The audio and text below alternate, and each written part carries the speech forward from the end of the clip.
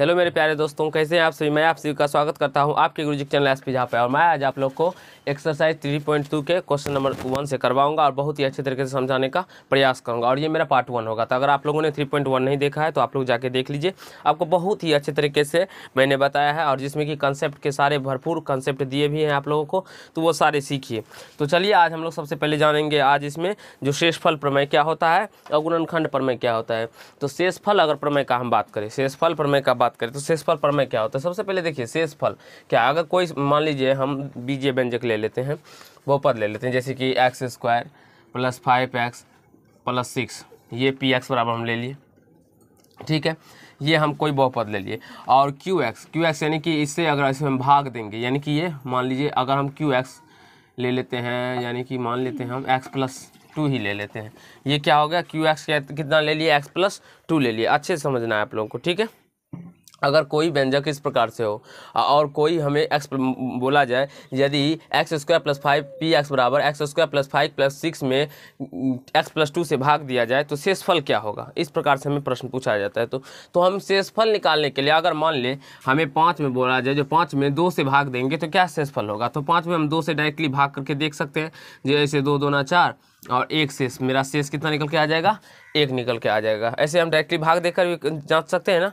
अगर हमसे पूछे जो 5 में 2 से भाग देने पर शेष क्या बचेगा, यानी शेषफल क्या आएगा, तो हम 5 में 2 से भाग देकर भी निकाल सकते हैं ना। तो उसी प्रकार आप लोग यहाँ पर भी x² + 5x + 6 में x+2 से भाग देकर भी निकाल सकते हैं उसका शेषफल।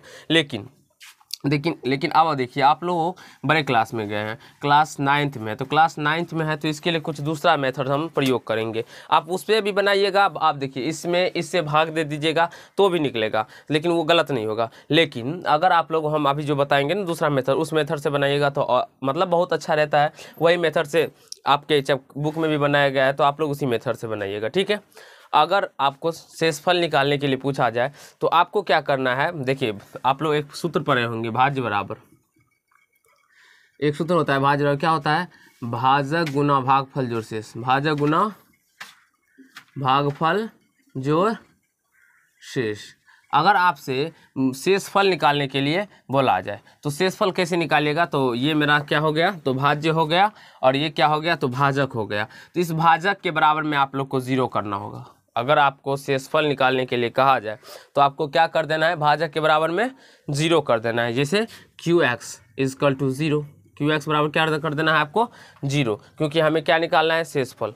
क्या निकालना है, शेषफल। तो आपको px के बराबर में 0 नहीं करना है, भाज्य के बराबर में 0 नहीं करना है, किसके बराबर में 0 करना है, भाजक के बराबर में, यानी कि qx के बराबर में 0 कर देना।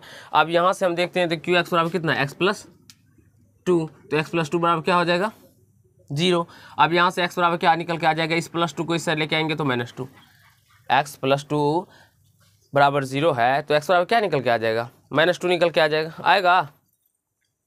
अब यहाँ से इस 2x का मान हम इस बहुपद में रख देंगे, तो यहाँ से चलिए रख देते हैं, यानी कि p और कितना, -2 = क्योंकि x का मान कितना निकला हुआ, -2 ना। तो यहाँ से मान रखने पर, -2 रखने पर जितना निकल के आएगा वो मेरा क्या हो जाएगा, गुणनखंड, मतलब सॉरी शेषफल प्रमेय, शेषफल निकल के आ जाएगा। तो चलिए रखते हैं -2 का स्क्वायर + 5 गुना -2 और +6। अब -2 का स्क्वायर कीजिएगा तो 4 आ जाएगा, प्लस यहाँ पे देखिए प्लस और माइनस, -5 दूना 10 और +6, यानी कि 6 4 10 -10 = 0 निकल के आ गया इसका शेषफल। अगर आपसे पूछे जो क्या इसका शेषफल कितना निकलेगा, तो शेषफल 0 निकलेगा। एक तो प्रश्न ये हो गया जी, इस प्रकार की संख्या दिया रहता है और ये भी दिया रहेगा आप लोग को, आप पूछा जाएगा जिसका शेषफल ज्ञात करें, ठीक है। अब देखिए दूसरा प्रश्न कैसे रहेगा। दूसरा प्रश्न आपसे एक तो ये शेषफल प्रमेय हो, आप गुणनखंड प्रमेय क्या रहेगा जी, क्या इसी प्रकार के प्रश्न, क्या px बराबर x² + 5x + 6, qx बराबर x+2 का एक गुणनखंड है, एक गुणनखंड है। आपसे पूछे क्या px बराबर इतना और qx जो x+2 दिया हुआ है का एक गुणनखंड है, हम लोग विंजय व्यंजक को यानी कि द्विघात बहुपद को P X, Q X, G X, R X इस प्रकार से सूचित करते हैं। और जहाँ पी एक्स के लिए हम लोग इस चैप्टर में पी एक्स के लिए भाज्य को सूचित करते हैं, और क्यू एक्स भाजक को, और जी एक्स भागफल को, और आर एक्स शेषफल को हम लोग सूचित करते हैं। ठीक है, अब ये आपसे पूछा जा रहा है, ये गुणनखंड प्रमेय हो गया, गुणनखंड थ्योरम। ये पी एक्स जो है वो x square plus P x plus 6 और क्यू एक्स क्या है तो एक्स प्लस 2 का एक गुणनखंड है। हम कैसे जांचेंगे जी एक्स प्लस 2 का गुणनखंड है? तो एक्स प्लस 2 का गुणनखंड जांचने के लिए हम क्या करेंगे, तो इसके बराबर में 0 कर देना, बस कुछ नहीं। क्यू एक्स बराबर क्या कर देंगे, 0 कर देंगे।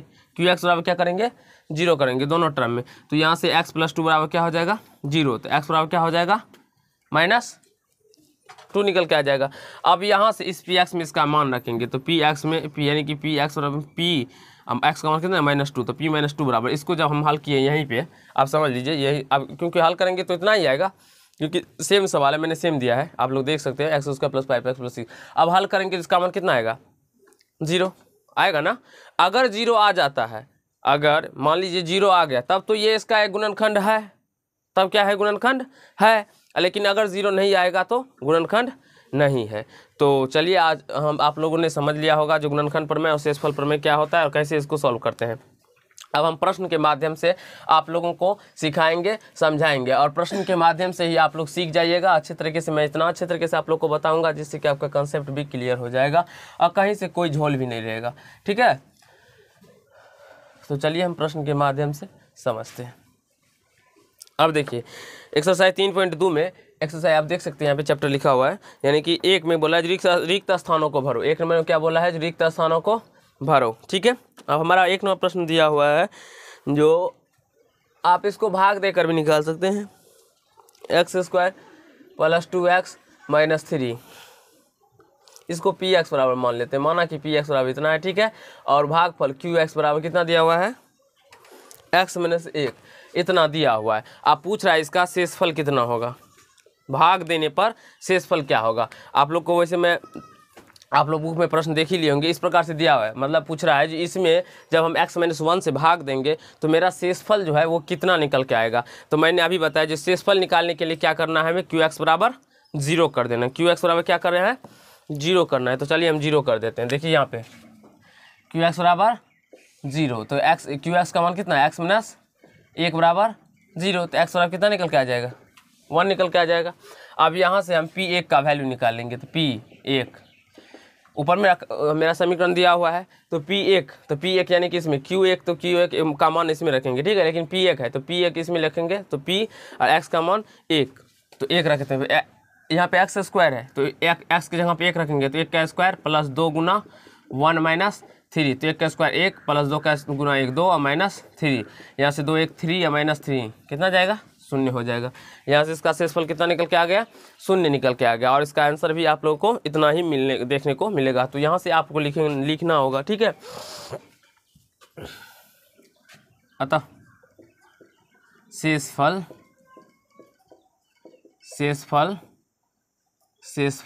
को हम लोग RX से लिखते हैं, तो शेषफल को RX बराबर कितना, 0 आंसर।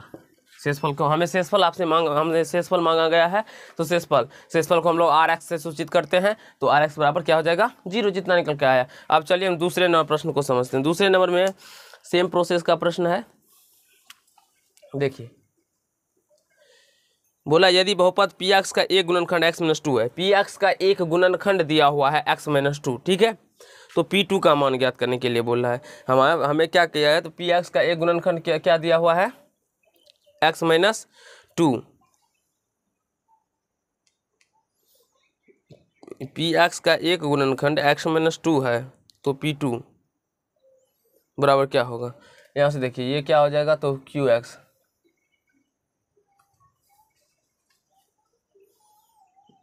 x - 2 हो जाएगा। ठीक है, और यहाँ से हमें क्या, नहीं सॉरी, Px बराबर x - 2 हो जाएगा। और यहाँ से P2 का मान ज्ञात कर लेते हैं, तो क्या होगा, 2 - 2, यानी कि 2 - 2 बराबर क्या हो जाएगा, 0।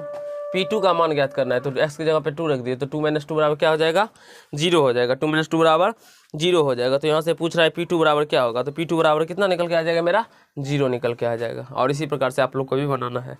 डायरेक्टली आप लोग को रिक्त स्थान में भरना है, तो आप लोग डायरेक्टली आंसर भी भर सकते हैं, अपना मान पीछे में भी निकाल लीजिएगा और डायरेक्टली आंसर भी लिख सकते हैं।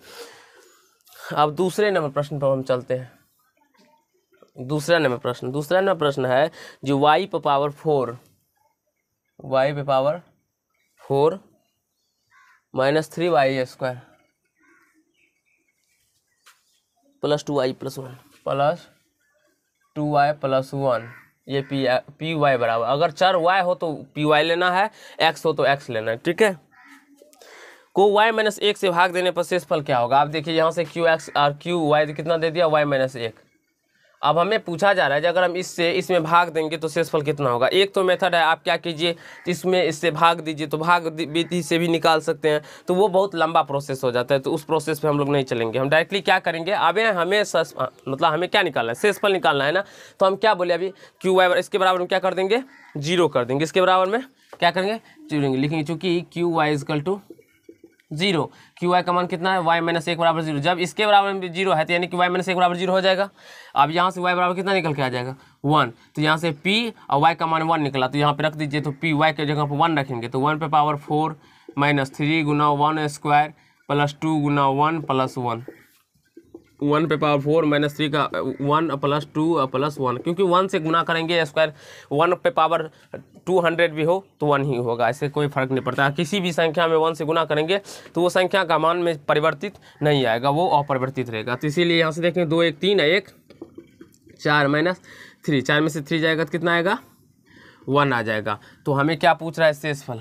तो शेषफल अतः शेषफल आर वाई बराबर शेषफल। देखिए अगर चर हमारा x में हो तो x लिखेंगे और चर y में हो तो y लिखेंगे। तो शेषफल कितना निकल के आ गया, 1, और आपका आंसर भी उतना ही होगा। तो आशा करता हूँ आप लोग को 2 नंबर भी प्रश्न समझ में आ गया होगा। तीसरे नंबर भी सेम प्रश्न है। तीसरे नंबर में प्रश्न में बोला जा रहा है जो px बराबर x² प्लस 4x प्लस 2,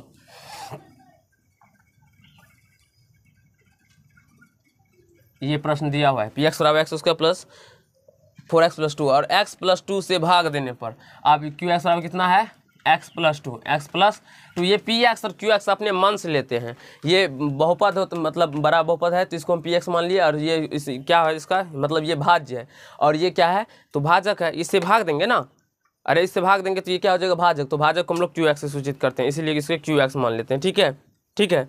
अब यहाँ देखिए इसका अब हमें पूछ रहा है रिमाइंडर, यानी कि शेषफल कितना होगा। तो बस क्या करना है, शेषफल ज्ञात करने के लिए qx इक्वल टू 0। अब यहाँ से x plus 2 equal to 0, x बराबर -2, ठीक है।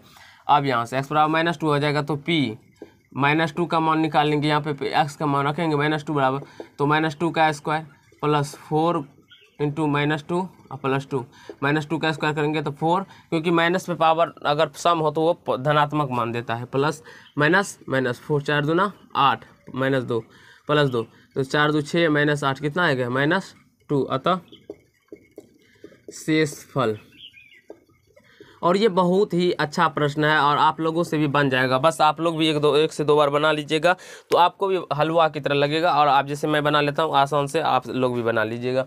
तो आशा करता हूँ ये प्रश्न भी आप लोग समझ गए होंगे 3 नंबर, और इसी प्रकार से आप लोग भी बनाना है। 4 नंबर प्रश्न में यदि बहुपद px के लिए p - 1 बराबर 3 हो तो बहुपद px बराबर को x प्लस 1 से भाग देने पर शेषफल क्या होगा, ये हमसे पूछा जा रहा है, ठीक है। प्रश्न में है यदि बहुपद px के लिए p - 1 बराबर 3 हो तो px को x प्लस 1 से भाग देने पर शेषफल क्या होगा। x प्लस 1 से भाग देंगे तो शेषफल पूछ रहा है हमें क्या होगा, और x का मान कितना है, तो p - 1 बराबर 3 है। p - 1 बराबर क्या है, 3 है। तो चलिए देख लेते हैं 2 3 नंबर, यहाँ पे 4 नंबर। x प्लस 1 से भाग देना है ना, x प्लस 1 देखिए px को x प्लस 1 से भाग देंगे, तो x प्लस 1 से भाग देंगे तो ये बताइए x प्लस 1 से जब हम भाग देंगे तो x प्लस 1 बराबर हम 0 करेंगे। अरे हम अगर यहाँ पे x प्लस 2 से भाग देते थे तो x प्लस 2 बराबर 0 करते थे ना। उसी प्रकार यहाँ पे हमें प्रश्न में कहा गया है जो x प्लस 1 से हम भाग देंगे, x प्लस 1 से भाग देंगे, तो इसके मतलब x प्लस 1 बराबर क्या करेंगे, 0 करेंगे। अरे करेंगे तो यहाँ से x बराबर कितना निकल के आ जाएगा, -1। अरे -1 निकल के आ जाएगा, निकलेगा ना। और हमारा मान लीजिए बहुपद में px में हम मान रखते थे ना। अरे px में यहाँ पे देखिए, यहाँ पे भी देखिए 0 कर दिए इसके, और पी वाई था तो वाई में मान रखे थे, x था तो px में मान रखे हैं ना, जितना निकला था। तो x का मान कितना निकला है, -1। तो p -1 बराबर क्या हो जाएगा, कोई बहुपद तो दिया ना, आप प्रश्न में ही देखेंगे तो आपको p -1 बराबर कितना दिया हुआ है, 3 दिया हुआ है। तो इसका आंसर इतना ही होगा, p -1 बराबर 3 दिया हुआ है। तो इसका फिर p या -1 बराबर क्या हो जाएगा, 3। इसका शेषफल कितना हो जाएगा, 3 आ जाएगा। तो यहाँ से आप लोग समझ गए होंगे 3 नंबर। अब देखिए हम 4 नंबर समझते हैं, अंदर आके वहाँ पे खड़ा हो जाओ। 4 नंबर समझ गए। 5 नंबर है, यदि बहुपद px के लिए p -2/3 बराबर 0 हो तो px का एक गुणनखंड लिखें। देखिए एक गुणनखंड लिखने के लिए बोला है, p -2/3 बराबर 1 0 हो। इसका मतलब हुआ ये, अब देखिए यहाँ पे अच्छे से समझिएगा। अब देखिए p -1 यानी कि x का मान -1 था तो हम p -1 लिखते थे ना। अरे लिखते थे कि नहीं लिखते थे, p -x का मान अगर -1 था तो p -1 लिखते थे ना। इसका मतलब ये p बराबर -2/3 है, ये x बराबर क्या होगा, -2/3 होगा। ये यहाँ पे जो मान दिया हुआ है x का ही मान रहता है ना, इसका मतलब x बराबर -2/3 हो जाएगा। अरे होगा कि नहीं होगा, हाँ अरे होगा। अरे देखिए यहाँ पे अगर मेरा x बराबर -2 मान निकलता था तो हम p -2 का मान निकालते थे ना, या इसका मतलब यहाँ पे x का मान रखते थे ना। तो सेम कंडीशन अप्लाई यहाँ पे भी है, जो p -2/3 बराबर 0 है। तो ये कहने का मतलब -2/3 है, ये क्या है, -2/3 क्या है, ये x का मान है। अब यहाँ से इस माइनस में इधर आएगा तो प्लस हो जाए, तो x + 2/3 बराबर 0 हो जाएगा ना। तो हमें क्या कहा प्रश्न में पूछा गया है, हमें प्रश्न, और इसको हम हल कर लेते हैं। यहाँ से 3 इसका एलसीएम आ जाएगा, तो ये 3x + 2/0, इसके नीचे में 1 है तो 1 और 3 का एलसीएम लिए 3। अब कुछ नहीं है तो डायरेक्टली गुना हो जाता है, तो 3x + 2 बराबर 0 यहाँ से। तो 3x + 2 बराबर, इसको उससे लेके जाएंगे तो 0 को किसी भी संख्या से गुना करिए तो कोई फर्क नहीं पड़ता है, तो यहाँ से 0 ही रह जाएगा। तो 3x + 2, तो एक गुणनखंड इसका क्या पूछ रहा है हमसे, को बहुपद px का एक गुणनखंड लिखें। एक गुणनखंड क्या हो जाएगा, लिखेंगे था px का एक गुणनखंड क्या हो जाएगा, 3x + 2। px का एक गुणनखंड क्या निकल के आ जाएगा, 3x + 2। और आशा करता हूँ आप लोग को समझ में भी आ रहा होगा, अच्छा भी लग रहा होगा पढ़ने में, ठीक है। क्योंकि आप लोग देखिए समझने का प्रयास कीजिएगा तभी समझ पाइएगा, और नहीं समझने का प्रयास कीजिएगा तो नहीं समझ पाइएगा। और एक बार में आप लोग नहीं समझ पाइएगा, तो इसीलिए आप लोग क्या कीजिए, तो वीडियो को बार बार रिपीट करके देखिए तब समझ में आ जाएगा। और देखिए मैं फिर से समझा देता हूँ। यहाँ पे देखिए x बराबर -1 है, x बराबर -1 है तो p -1 का मान निकालते थे, और p -1 बराबर मेरा 3 ही दिया हुआ है, तो इसलिए इसका आंसर 3 ही हो गया शेषफल इसका। अब यहाँ पे देखिए p -2/3 बराबर 0 कैसे हो जाता है, प्रश्न में दिया हुआ है 0। आप बोलेंगे सर 0 कैसे हुआ, तो आप जैसे ये गुणनखंड है, एक गुणनखंड होगा तो इसका मतलब ये बराबर में 0 होगा। अब यहाँ पे देखिए, अब इसका ये गुणनखंड था तो हम इसके बराबर में 0 किए थे ना, पी वाई बराबर। अब यहाँ पे पी वाई की जगह पे अगर मान लीजिए y का मान 2/3 होता है तो क्यों 2/3 बराबर 0 होता। उसी प्रकार से यहाँ p -2/3 है तो p -2/3 बराबर 0 हो गया। अब हमारा क्या होता है, तो यहाँ से देखिए यहाँ पे क्या किसका मान होता है, चाहे x का, y का, z का, कोई भी चर ले सकते हैं, हम x ही चर ले लिए, ठीक है ना। तो x बराबर x का मान, जैसे कि यहाँ पे -1 है x बराबर, तो यहाँ पे p -1 निकाले थे ना, उसी प्रकार से हम x का मान यहाँ पे मान लीजिए x का मान है तो p x बराबर -2/3 हो जाएगा। यहाँ से इसको इस साइड लेके आए तो x + 2/3 बराबर 0 आ जाएगा। तो यहाँ से एक और यहाँ से इसका हल कर लिया, हल करने का एलसीएम ले लिया और इससे क्या किए तो 3x हो जाएगा, क्योंकि नीचे में क्या है 1 है। तो 1 को जब हम 1 और 3 का एलसीएम लेंगे तो 3 होगा, 1 को जब 3 से भाग देंगे तो 3 मर्द में कटेगा, और 3 को जब x से गुना करेंगे तो 3x + 2, 3 में 3 से भाग देंगे तो 1, और 1 को 2 से गुना करेंगे तो 2/3 बराबर 0। यहाँ से 3x + 2 बराबर 0। कैसे? 3 इस साइड आएगा तो गुना के टर्म में आएगा, गुना होगा तो क्या हो जाएगा, किसी भी संख्या को 0 में किसी भी संख्या से गुना कीजिए कोई फर्क नहीं पड़ता था। px का गुणनखंड क्या हो जाएगा 3x + 2। और आशा करता हूँ आप लोग को क्वेश्चन नंबर 5 तक बहुत अच्छे तरीके से समझ में आ गया होगा, अच्छा भी लगा होगा। तो जल्दी से आप लोग इसको नोट कर सकते हैं। मैं अभी आप लोग को इससे आगे के प्रश्न बताऊँगा और समझाने का प्रयास करूँगा।